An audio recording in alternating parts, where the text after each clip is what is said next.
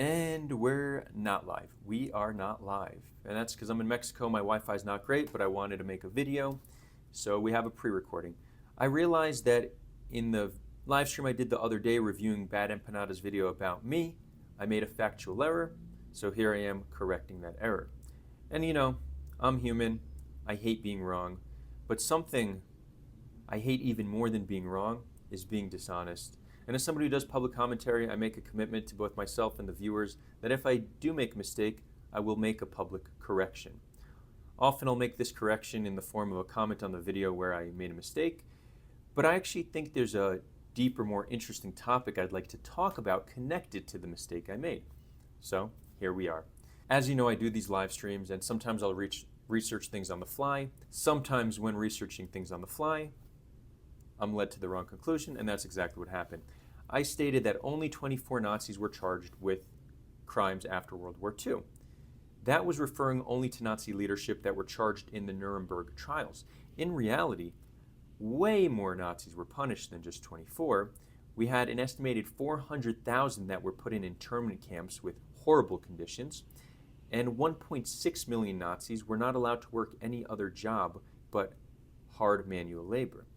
So there was a much greater level of collective punishment enacted on Nazis than what I described in my live stream. Now, while I've clearly demonstrated that I'm not an expert in World War II or post-World War II, from the vantage point I have now, that level of collective punishment seems unnecessarily inhumane and not necessary to building the best society possible. I'd like to present a philosophy and ideology behind justice and criminal justice and see how it can apply today to Israel Palestine and any other conflict.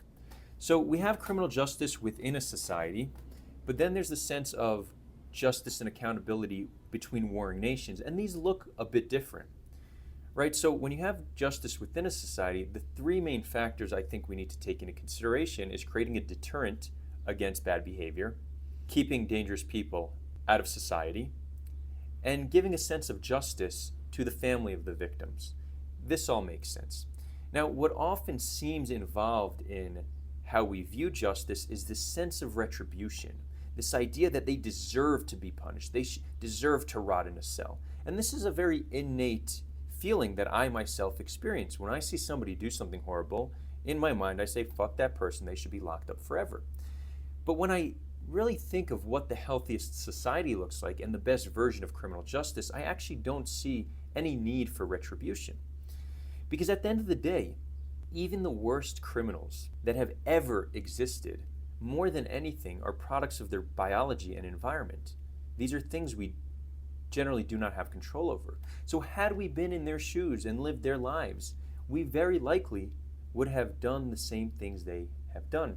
So to a large extent, criminals are victims of circumstance, right? Now, we still need to deal with criminals even though they're victims, but there's no room for retribution if we could recognize that they too are victims.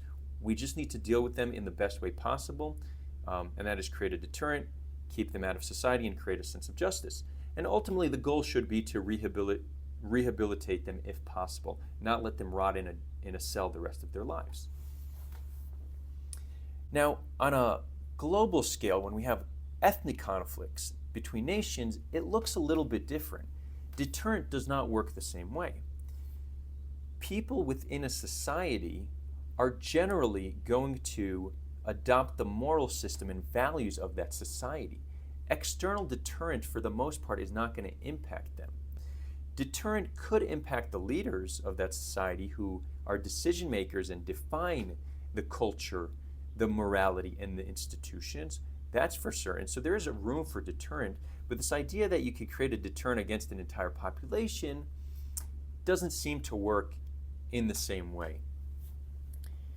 Keeping dangerous people out of society, that I think works in exactly the same way.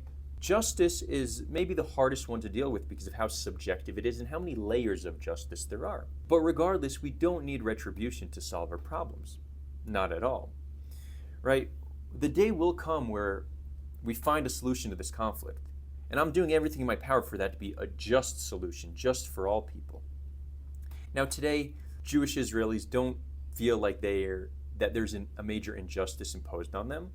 That's not our main concern. For us, it's security, right? So for us, a just solution is remaining secure on the land. Palestinians, though, their primary desire is a sense of justice. It's liberation, it's human rights, it's access to their entire land, perhaps reparations, acknowledgement of wrongdoing, right? This is what speaks to Palestinians. And currently, when we do speak to Palestinians, many of them describe justice beyond what I just described. There does seem to be a sense of vengeance or retribution in how they talk about the solution, right? We have countless videos from the Ask Project where Palestinians are not shy in their aspiration to rid the land of Jews. But my sense is that once we find a just solution, the desire for vengeance will decrease significantly. Now, is it possible that some amount of Palestinians will still feel the desire for retribution against Israelis? Possibly, and in that sense, the justice system will need to separate them from society. And is it possible that some settlers, the hilltop youth, will not want to live by Palestinian neighbors and will still be engaging in this terrorism against Palestinians? Certainly, they will need to be removed from society. But beyond that, most Israelis and Palestinians, regardless if you're in the IDF or in Hamas, or if you support terrorism today or support Israel's aggression in Gaza, there's no reason to punish these people. These people are products of their environment. They are essentially cogs in the system. As long as they could be integrated into society in a way that they're not violating the rights of others, then there's no reason to enact punishment on them. It's unnecessarily inhumane and not necessary towards finding a just solution. It just simply is not. And interestingly, an observation I had, I've been reconciling with Palestinians now for around 10 years, and Palestinians have almost never taken issue with the fact that I served in the IDF. What they're more interested in is the fact that today I care about their humanity. The only people who have really ever made issue about my service are outsiders with no skin in the game. Outsiders who very well might not even care about Palestinians. For them, it's just a cause to be a part of. And again, I'm not making this as a definitive statement about every outsider, but it's interesting and worth pointing out that many of these outsiders are more extreme and more irrational than Palestinians who are victims to this conflict. Something worth thinking about. So in general, these are my thoughts on criminal justice and justice in general. There's no need for retribution. It should be focused on justice and on keeping society safe. Let me know what you think.